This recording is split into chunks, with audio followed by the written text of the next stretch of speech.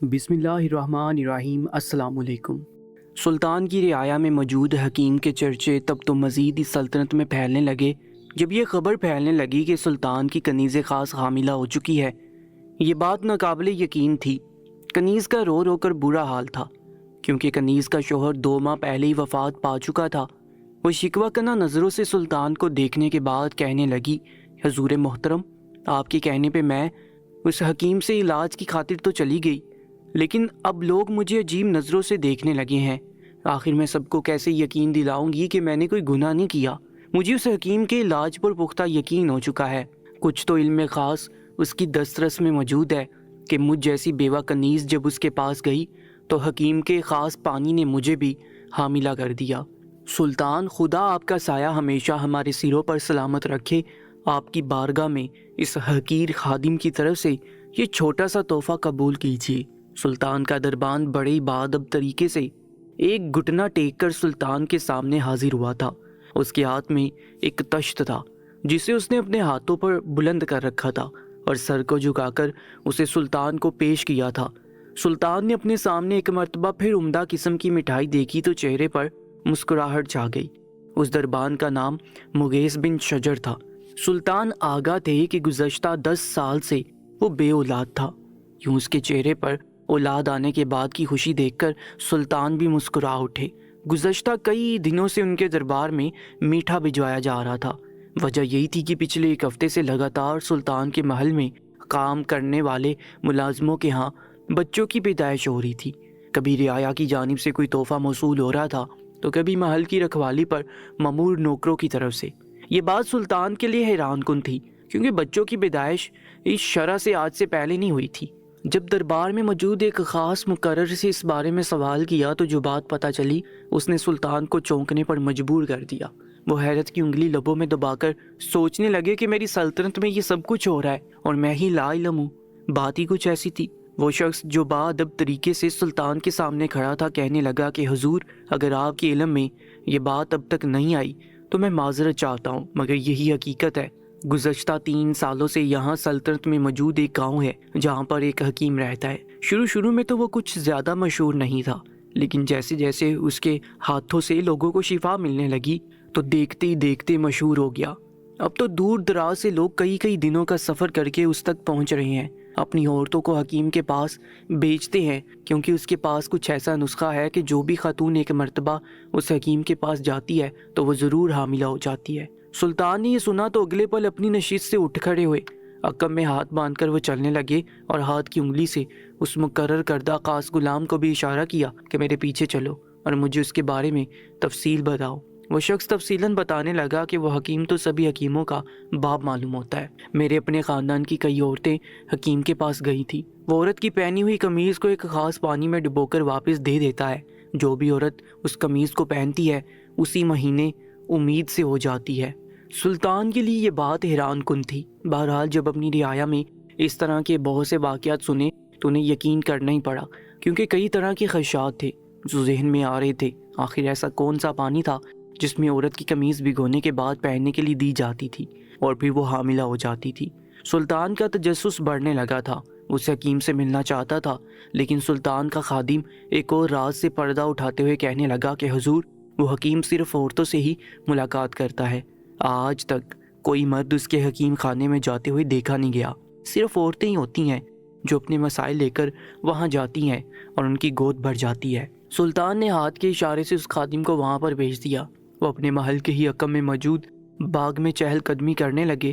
بار بار وہ حکیم ان کے ذہن میں گردش کر رہا تھا۔ سلطان نے سوچ لیا تھا کہ وہ ہر حال میں اس حکیم کے راز سے پردہ اٹھا کر رہیں گے۔ آخر ایسے کیسے ممکن ہے؟ اولاد دینے والی ذات تو رب کی ہے، پھر لوگ ایک حکیم کے پانی میں ڈبوئی ہوئی قمیض پر کیوں اس قدر یقین کرنے لگے ہیں؟ اگلی صبح ہوتے ہی سلطان نے اپنے محل میں کام کرنے والی ایک کنیز خاص کو اپنے کمرے میں بلوایا۔ وہ سلطان کے سامنے حاضر ہوئی۔ کنیز کی عمر اس وقت 28 سال تھی۔ وہ شادی شدہ تھی، مگر 2 ماہ پہلے ہی اس کے شوہر کا انتقال ہو چکا تھا۔ سلطان نے اس کنیز کو اپنے پاس بلایا اور حکم جاری کیا کہ آج رات تم میری بیوی بن کر میرے ساتھ چلو گی۔ کنیز نے جب اپنے سلطان کے منہ سے اس طرح کے الفاظ سنے تو اس کے وجود میں تو گویا لرزہ سا طاری ہو چکا تھا۔ اس کے چہرے کا رنگ متغیر ہونے لگا۔ گھبرا کر دونوں ہاتھ جوڑ لیے اور سر جھکا کر کہنے لگی، حضور آپ کے لیے تو میری جان بھی قربان ہے۔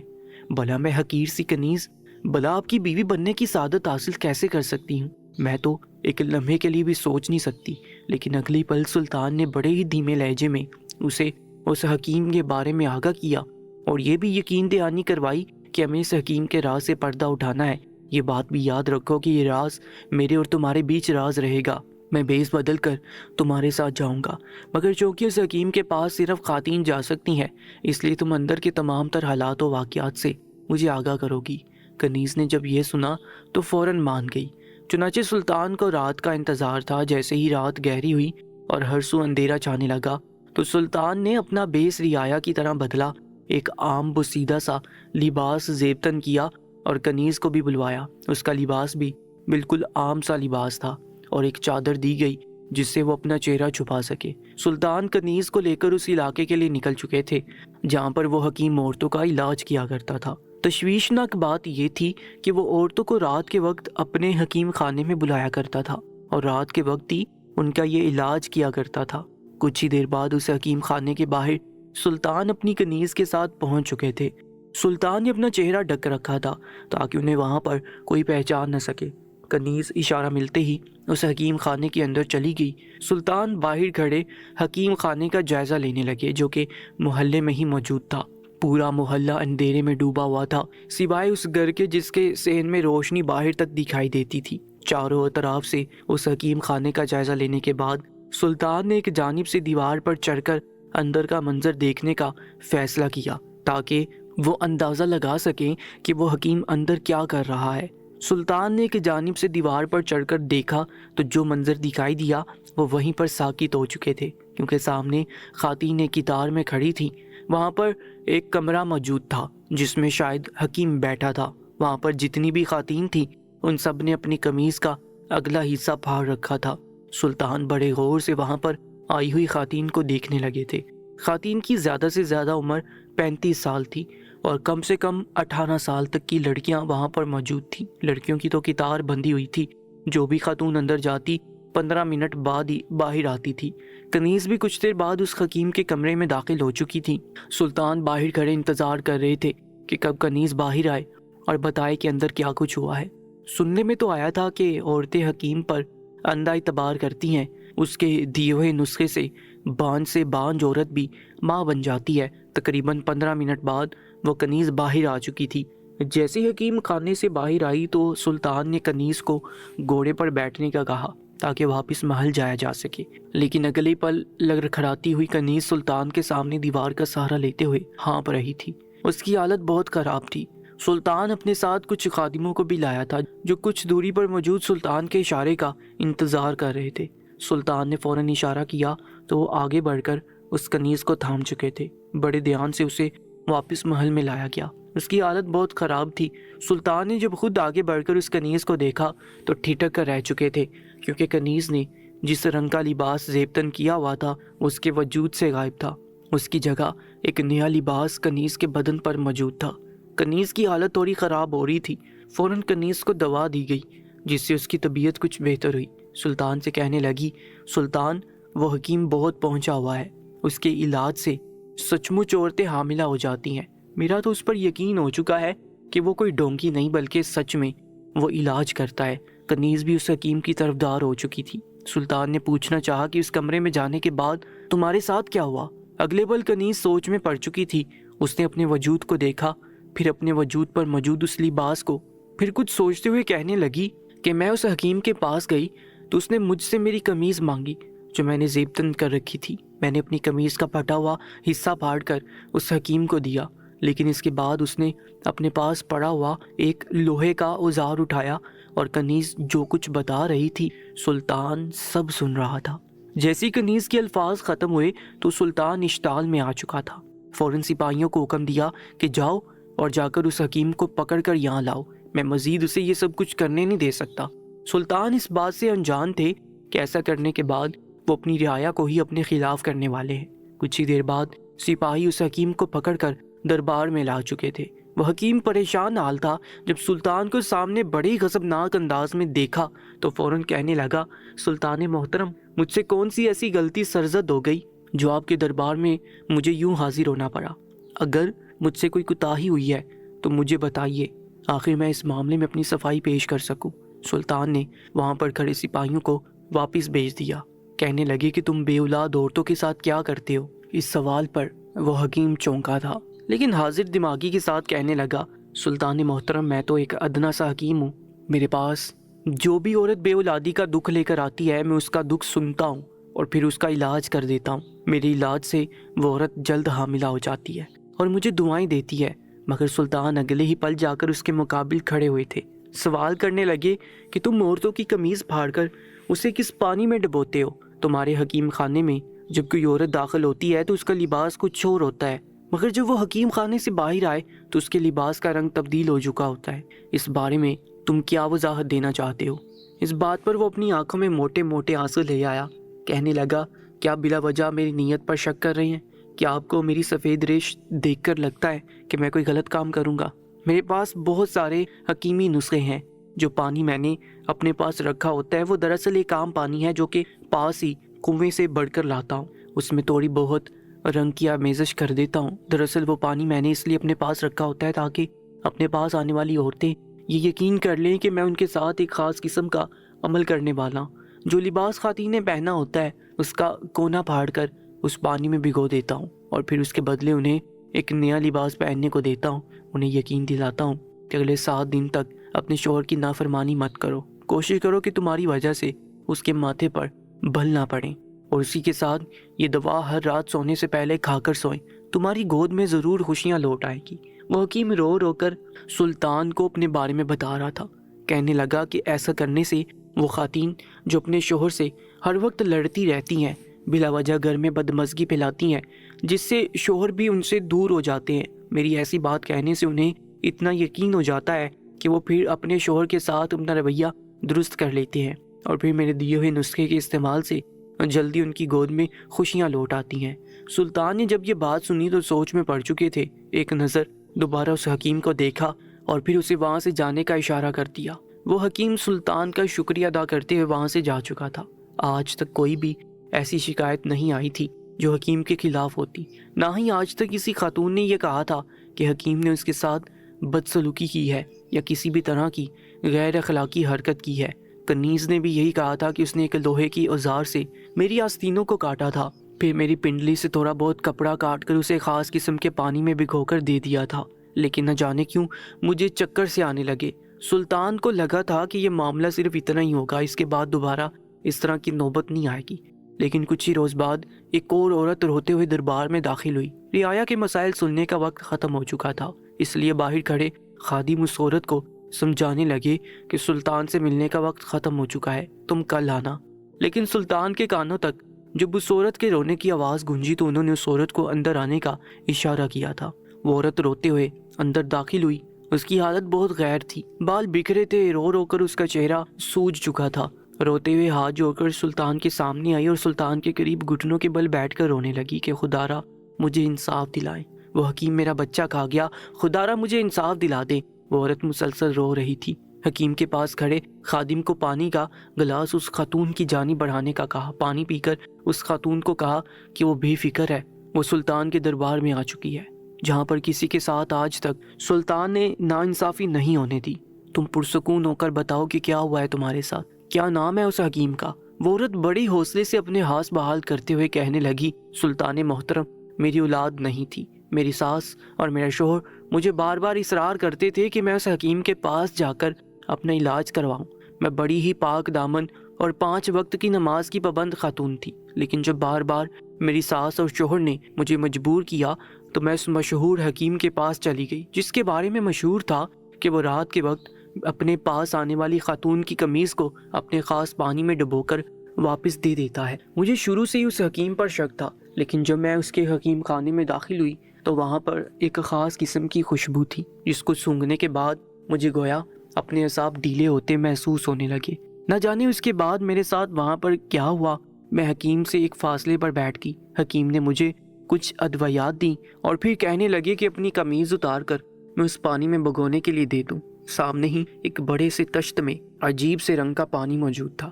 میں نے قمیض اتار کر دینے سے انکار کر دیا، اپنے پاس لائی دوسری قمیض بڑھا دی کہ آپ اس قمیض کو بھگو دیں، مگر حکیم اصرار کرنے لگا کہ جب تک تم اپنی قمیض اتار کر نہیں دو گی تب تک عمل ادھورا رہ جائے گا۔ میں نے صاف انکار کر دیا کیونکہ میں اس حکیم کے سامنے قطع عریاں نہیں ہو سکتی تھی۔ حکیم نے مجھے تنبیہ کی کہ تمہارا بچہ ان ادویات سے ہو بھی گیا تو زندہ نہیں بچ پائے گا، میں تمہیں عبرت کا نشان بنا دوں گا اور تمہاری اولاد کا خون اس پانی میں ملا کر عورتوں کی گود بھروں گا۔ میں نے حکیم کی باتوں پر کان نہیں دھرے تھے۔ میں وہ دوا لے کر وہاں سے نکل آئی، لیکن اس کا لباس زیبتن نہیں گیا تھا۔ خدا کی کرنی ایسی ہوئی کہ میں حاملہ تو ہوگی، میرے ہاں بیٹے کی پیدائش ہوئی تھی، مگر میرا بیٹا آدھی رات کو حکیم اٹھا کر لے گیا۔ وہ میرے نومولود بچے کا خون اس خاص پانی میں ملا کر عورتوں کو دے گا۔ مجھے میرا بچہ خدا را واپس دلا دے۔ سلطان نے جب اس خاتون کو اس کے لیے روتے ہوئے دیکھا تو فوراً اپنے سپاہیوں سے کہا کہ جلد از جلد اس حکیم کے پاس چلو، اس سے پہلے کہ وہ کسی نومولود بچے کی جان لے لے۔ اس خاتون کے بتائے مطابق یہ بات تو صاف ظاہر ہو چکی تھی کہ وہ حکیم اچھے کردار کا مالک نہیں ہے۔ شاید وہ اپنے پاس آنے والی خواتین کا حسن دیکھ کر ان سے ڈیمانڈ کرتا تھا۔ جب سلطان کی کنیز اس کے پاس گئی تھی تو اس حکیم نے صرف قمیض کا کونا پھاڑ کر بھگونے کو دیا تھا۔ اس کے بعد نہ جانے کنیز کو کیا ہوا، کیونکہ کنیز کو کچھ یاد نہیں آ رہا تھا، جبکہ یہ خاتون جو سلطان کے پاس اپنے بچے کی فریاد لے کر آئی تھی، یہ خاتون بے تحاشا حسین تھی۔ جلدی وہ اس حکیم خانے پر پہنچ چکے تھے۔ اس مرتبہ سلطان خود اندر داخل ہوئے تھے۔ وہ حکیم جو اپنے حکیم خانے میں بیٹھا علاج کر رہا تھا، سلطان کو اپنے سامنے دیکھ کر گھبرا سا گیا۔ فوراً ایک نشست خالی کر کے کہنے لگا کہ سلطان محترم، میرے غریب خانے میں آپ نے آنے کی تکلیف کیوں کی؟ مجھے بلا لیا ہوتا۔ لیکن اگلے ہی پل سلطان بڑے ہی روبدار لہجے میں کہنے لگے کہ کہاں ہے وہ بچہ جسے تم اٹھا کر لائے ہو؟ جلد از جلد وہ بچہ ہمارے حوالے کر دو، ورنہ سب کے سامنے تمہیں عبرت کا نشان بنا دیا جائے گا۔ وہ حکیم تو گھبرا سا گیا تھا، کہنے لگا کہ میرے پاس کوئی بچہ نہیں ہے، میں تو ان خواتین کا علاج کرتا ہوں، میرے پاس کسی خاتون کا بچہ کیسے ہو سکتا ہے؟ لیکن جب سلطان نے اسے بتایا کہ فلاں بنت فلاں میرے پاس آ کر یہ کہہ کر گئی ہے کہ اس نے تمہاری شرط پوری نہیں کی اور تم پہلے اسے دھمکی دے چکے تھے کہ تم اس کا بچہ کھا جاؤ گے، تو پھر سارے شکوک تم پر ہی آ کر رکتے ہیں۔ جیسے حکیم نے اس عورت کے بارے میں سنا تو اس کے چہرے کا رنگ ہی زرد پڑ چکا تھا۔ اگلی پل دیوار کا سہارا لیتے ہوئے زمین پر بیٹھ گیا، ہانپتے ہوئے اپنا سانس بحال کرنے لگا، پھر کہنے لگا، سلطان محترم، وہ خاتون بڑی ہی چال باز ہے، حقیقت یہ نہیں ہے، حقیقت کچھ اور ہے۔ اس نے یہ سارا کھیل اس لیے کھیلا تھا کہ آپ میرا سر قلم کر دیں اور وہ اپنے مقصد میں کامیاب ہو جائے۔ سلطان کے سامنے تو ایک اور ہی راز کھلنے لگا تھا۔ وہ حکیم کہنے لگا کہ وہ خاتون میرے پاس آئی تھی، دراصل وہ بھی حکیمہ ہے، دیسی جڑی بوٹیوں سے وہ بھی علاج کیا کرتی ہے، لیکن اس کے پاس یہ نسخہ نہیں ہے جو میرے پاس ہے۔ مجھے مشہور ہوتا دیکھ کر وہ جلنے لگی تھی، میرے پاس آ کر مجھ سے وہ نسخہ مانگنے لگی تاکہ وہ بھی میری طرح خواتین کا علاج کر سکے۔ وہ بڑے ہی لالچی اور ہرس والی عورت ہے، جبکہ میں نے کبھی لالچ نہیں کیا۔ اس نے مجھ سے نسخہ مانگا تو میں نے دینے سے انکار کر دیا۔ وہ کہنے لگی کہ وہ مجھے زمانے بھر میں بدنام کر دے گی، سلطان کو میری شکایت لگائے گی، جس سے سلطان میرا سر قلم کر دیں گے۔ سلطان نے جب اس سفید ریش حکیم کو روتے ہوئے دیکھا تو انہیں اس خاتون پر بے تحاشا غصہ آیا تھا۔ کیسی مکر و فریب رکھنے والی عورت تھی، جان بوجھ کر حکیم پر الزام لگایا تھا۔ جب دونوں کو مقابل کھڑا کر کے سوال کیا گیا تو وہ حکیم تو سر بلند کر کے کھڑا تھا، جبکہ وہ خاتون نظریں چرانے لگی۔ سلطان نے فوراً اس عورت کو قید خانے میں ڈالنے کا حکم دیا تھا، لیکن جیسے سلطان یہ فیصلہ سنا کر اپنے تخت کی جانی پلٹے تو ان کی کنیزیں خاص چکرا کر گر چکی تھی۔ کنیز کو چکراتا دیکھ کر باقی خادمہ بھی وہاں پر آ چکی تھی۔ جب کنیز خاص کی نبض چیک کی گئی اور محل کی ہی ایک خاص طبیب کو کنیز کو دکھایا گیا تو یہ بات سامنے آئی کہ یہ کنیز تو حاملہ ہو چکی ہے۔ جیسے یہ راز کنیز پر کھلا تو وہ تو پھوٹ پھوٹ کر رونے لگی، کہنے لگی کہ یہ کیسے ہو سکتا ہے، کنیز کا شوہر تو 2 ماہ پہلے ہی وفات پا چکا تھا۔ لوگ طرح طرح کی باتیں اس کنیز کے لیے کرنے لگے کہ یہ تو کردار کی کمزور نکلی، یقیناً شوہر کے جانے کے بعد اس نے گناہ کیا ہے، تبھی گناہ کا انجام یوں سامنے آ رہا ہے۔ مگر کنیز روتے ہوئے سلطان کے قدموں میں گر چکی تھی کہ سلطان، حقیقت تو آپ جانتے ہیں، میں اس حکیم کے پاس اس کی جاسوسی کرنے کے لیے گئی تھی، لیکن مخبری کرتے ہوئے اس کا دیا ہوا نسخہ میں نے وہیں پر پانی کے ساتھ ہی لیا تھا مجھے لگا تھا اس کا مجھ پر کوئی اثر نہیں ہوگا کیونکہ میرا تو شوہر ہی نہیں ہے، لیکن وہ حکیم واقعی میں بڑا ہی کامل حکیم ہے، تبھی تو میں حاملہ ہو چکی ہوں۔ سلطان تو اپنی نشست پر پرسوچ انداز میں بیٹھ چکے تھے۔ آخر یہ کیا ہو چکا تھا؟ ہر کوئی جذباتی ہو کر سوچ رہا تھا، یہاں تک کہ وہ کنیز بھی، لیکن سوائے سلطان کے حقیقت ان کی سمجھ میں آ چکی تھی۔ بغیر دیری کیے انہوں نے ایک فیصلہ کیا اور پھر اس فیصلے پر عمل درآمد کرنے کے لیے انہوں نے اپنے خاص خادم سے ایک لباس منگوایا۔ وہ لباس ایک خاتون کا لباس تھا۔ سلطان نے خود وہ زیبتن کیا اور پھر اس حکیم خانے کے لیے نکل گئے۔ رات کا وقت تھا۔ سب سے پہلے تو ایک قطار میں کھڑے رہے۔ انہوں نے اپنا چہرہ مکمل طور پر ڈھک کر رکھا تھا۔ جب حکیم خانے میں اس حکیم کے پاس گئے تو 10 منٹ میں ہی باہر آئے تھے، لیکن جب حکیم خانے سے باہر نکلے تو اکیلے نہیں تھے۔ حکیم کو گریبان سے پکڑ کر باہر گھسیٹ کر لائے تھے۔ وہاں موجود خواتین سلطان کو اپنے سامنے دیکھ کر گھبرا چکی تھی۔ فوراً بعد اب طریقے سے سر جھکا کر سلام پیش کرنے لگی، لیکن اگلے پل حکیم کو سب کے سامنے صحن میں لا کر پٹخا گیا تھا۔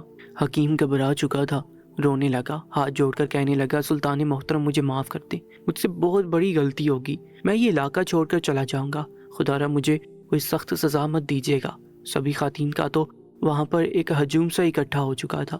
مرد حضرات بھی آ چکے تھے اور سلطان کے سپاہی بھی، یہاں تک کہ وہاں موجود لوگوں کو حکیم کی طرفداری میں بولنے لگے کہ ارے یہ تو مسیحا ہے، سلطان محترم آپ کو ضرور غلط فہمی ہوئی ہوگی، یہ تو اسی طرح کے لالچ بھی نہیں کرتے، کتنے ہی گودوں کو اس نے خوشیوں سے بھر دیا ہے۔ لیکن سلطان نے جو راز بتایا، سبھی مردوں کا تو جی چاہا کہ وہ اپنے ہاتھوں سے اس حکیم کا قتل کر دے۔ سلطان نے میان سے تلوار نکال کر اس حکیم کی تھوڑی پر رکھ دی، کہنے لگی کہ تم بتاؤ گے یا میں بتاؤں؟ وہ حکیم ڈرتے ہوئے راز اگلنے لگا کہ میرے پاس بے اولادی کے لیے وہی نسخہ ہے جو کہ ہر حکیم کے پاس ہوتا ہے، لیکن میرے پاس جو بھی عورت آتی ہے میں اس کا حسن دیکھ کر اس کا علاج کرتا ہوں۔ میرے پاس ایک ایسا عطر ہے جو عورتوں کے لیے مخصوص تھا، اس عطر کا اثر صرف عورتوں پر ہی ہوتا تھا، جسے سونگھنے کے بعد عورتیں بالکل ہی مدہوش ہو جاتی ہیں، انہیں یاد نہیں رہتا کہ اگلے 10 منٹ تک ان کے ساتھ کیا ہوا ہے۔ جیسے ان عورتوں کے کپڑے اپنے پاس پڑے خاص پانی میں بھگو کر واپس لوٹاتا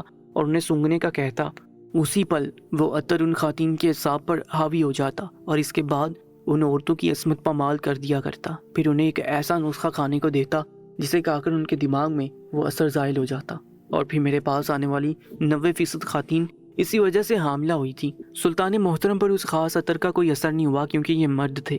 وہاں موجود سبھی مردوں کی غیرت پر بن آئی تھی، مارو مارو حکیم کا سر قلم کرو، اسے کوڑے مارے جائیں، لاش کو گھسیٹا جائے، جیسے الفاظ گونجنے لگے، مگر سلطان نے ہاتھ اٹھا کر سب کو خاموش کروا دیا۔ بیچ چوراہے پر ساری رات وہ ہوس پرست حکیم بندہ رہا۔ جن عورتوں کی عصمت کو دھوکے سے پامال کیا گیا تھا، وہ عورتیں جوتوں سے اس حکیم کو مارتی رہی۔ منہ پر کالک ملنے کے بعد اسے تاحیات قید خانے میں ڈال دیا گیا۔ اس واقعے کے بعد ان حکیموں کے مرد اولاد کو ناجائز سمجھتے ہوئے نفرت کرنے لگے تھے۔ معاملات پیچیدہ ہوئے تو سلطان نے سب کو بیٹھک میں بلایا اور ان مردوں کو سمجھایا کہ یہ بچے تو معصوم ہیں، گناہ حکیم نے کیا، تمہاری بیویاں اور یہ اولاد بے قصور، سزا کیوں بھگتے؟ تم سبھی اعلیٰ ظرفی کا مظاہرہ کر کے خدا کی رضا سمجھ کر اس اولاد کو اپنا لو، کوشش کرو کہ خدا کی ذات سے مایوس ہونے کی بجائے اس کے در پہ دستک دیتے رہو، اور اگر کن فرما دے گا تو بغیر علاج کے بھی شفا مل جائے گی، بس عقیدہ پختہ رکھو۔ سبھی سلطان محترم زندہ باد کے نعرے لگا کر خوشی خوشی وہاں سے جا چکے تھے۔ دوستو، ایسے ہی سچے واقعات اور کہانیوں کے لیے ہمارے یوٹیوب چینل کو سبسکرائب کر کے ساتھ موجود بیل آئیکن پر بھی کلک کر لیجیے گا۔ انشاءاللہ ملاقات ہوگی ایک نئی کہانی میں۔